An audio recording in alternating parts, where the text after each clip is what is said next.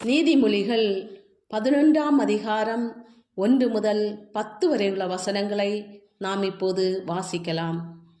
கள்ள தராசு கர்த்தருக்கு அருவருப்பானது, சுமுத்திரையான நிறைக்கல்லோ அவருக்கு பிரியம்.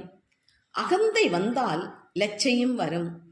தாழ்ந்த சிந்தையுள்ளவர்களிடத்தில் ஞானம் உண்டு. செம்மையானவர்களுடைய உத்தமம் அவர்களை நடத்தும். துரோகிகளின் மார்பாடோ அவர்களை பாழாக்கும். கோபாக்கினை நாளில் ஐஸ்வர்யம் உதவாது, நீதியோ மரணத்துக்கு தப்புவிக்கும். உத்தமனுடைய நீதி அவன் வழியை செவ்வைப்படுத்தும். துன்மார்க்கனோ தன் துன்மார்க்கத்தினால் விழுவான்.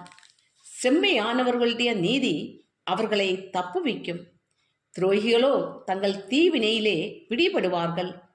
துன்மார்க்கன் மரிக்கும்போது அவன் நம்பிக்கை அழியும். அக்கிரமக்காரரின் அபேட்சை கெட்டுப்போம்.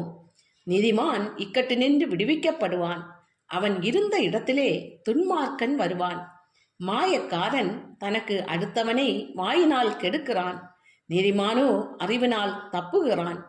நீதிமான்கள் நன்றாயிருந்தால் பட்டணம் களிகூரும். துன்மார்க்கர் அழிந்தால் கெம்பீரம் உண்டாகும்.